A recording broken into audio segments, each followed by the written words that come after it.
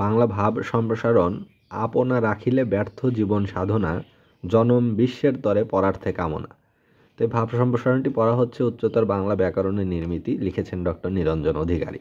তো ভাব সম্প্রসারণের 3টি ধাপ থাকে। একটা হচ্ছে মূল ভাব, সেটা 2-3 লাইনে লিখতে হয়। এরপরে থাকে সম্প্রসারিত ভাব, যেটা সবচেয়ে বড় অংশ, আর শেষে থাকে শেষ কথা বা উপসংহার।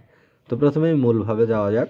মূল ভাব বলা হচ্ছে যে মানুষ তার সার্বিক জীবন প্রণালীকে সার্থক ও সুন্দর করে তুলতে চায়, কিন্তু অনেকেই সার্থকতার প্রকৃত স্বরূপ সম্পর্কে অজ্ঞ থাকার কারণে জীবন সংগ্রামে ব্যর্থ হয়ে পড়ে। প্রকৃত অর্থে মানুষের জীবনে সার্থকতা আসে অপরের কল্যাণ ও উপকার সাধনের মাধ্যমে। এবার সম্প্রসারিত ভাব, এখানে বলা হচ্ছে যে এ ধরনীতে মানুষ অমর নয়, আত্মস্বার্থপরতা নয় পরার্থপরতা, আত্মসুখ অনুভূতি নয় পর দুঃখ অনুভূতি, পরকল্যাণ সাধনা প্রভৃতি শুভ কর্ম সম্পাদনের মাধ্যমেই মানুষের শ্রেষ্ঠত্ব নির্ধারিত। মনুষ্যত্ব অর্জন কোনো সহজ ব্যাপার নয়, এ পথ ক্ষুরধার বন্ধুর কণ্টকাকীর্ণ। সুতরাং এ জীবনকে সার্থক সুন্দর করে তুলতে হলে সাধনার ক্ষুরধার বন্ধুর সাপদ সংকুল কণ্টকাকীর্ণ পথে বিচরণ করতে হবে। মনুষ্য জীবন আত্মস্বার্থপরতা ও সংকীর্ণতার মধ্যে সংকুচিত করে রাখলে জীবন সাধনায় ব্যর্থতায় পর্যবসিত হয়ে পড়বে। সুখ 2 প্রকারের, আত্মসুখ এবং অপরের কল্যাণের উদ্দেশ্যে কাজ করার মাধ্যমে সুখ। পৃথিবীর বেশিরভাগ মানুষই আত্মসুখ পাওয়ার জন্য লালায়িত। আত্মসুখ অর্জনের জন্য তারা সর্বদা ব্যস্ত থাকে। কাজের ফল ভোগ করার মাধ্যমে তারা তৃপ্ত হয়। এ জাতীয় মানুষ কখনোই আত্মসুখ ছাড়া অপরের সুখ শান্তি কল্যাণের কথা চিন্তা ভাবনা করে না। এদের কাছে ত্যাগে সুখ নাই, ভোগেই প্রকৃত সুখ, এ কথাটি প্রাধান্য লাভ করে।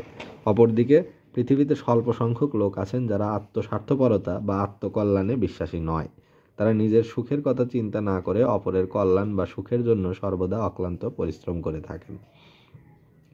এসব লোক আত্মস্বার্থপরতা ও সংকীর্ণতার মধ্যে নিজেকে সংকুচিত না রেখে অন্যের কল্যাণ সাধনায় আত্মনিয়োগ করে থাকেন।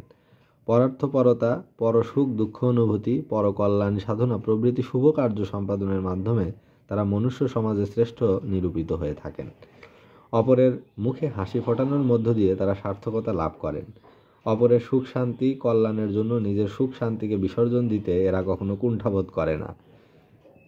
এরা ভোগে সুখ নাই, ত্যাগেই প্রকৃত সুখ, এই বাণীতে বিশ্বাসী।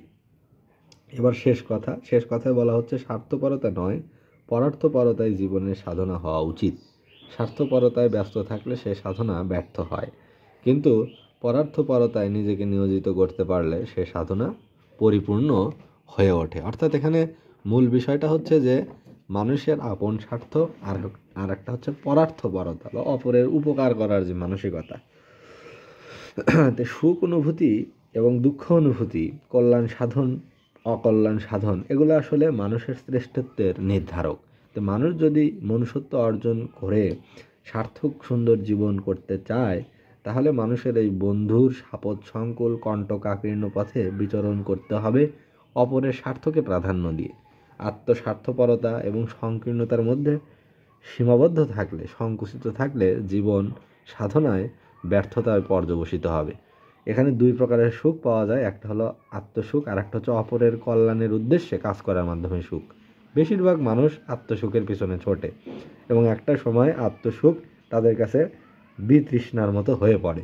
কিন্তু পরার্থপরতা যাদের মাঝে রয়েছে, অপরের কল্যাণ করার মাধ্যমে যারা সুখ পায়, তাদের সুখটাই হলো দীর্ঘস্থায়ী।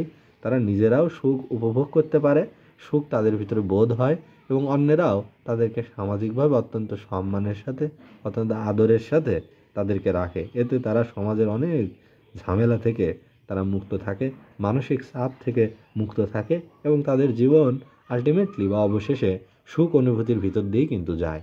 তাই অপরের কল্যাণ সাধনাই আমাদের জীবনের ব্রত হওয়া উচিত। তাহলেই আমরা হয়তো জীবন সাধনায় পরিপূর্ণ সুখ অনুভব করতে পারবো।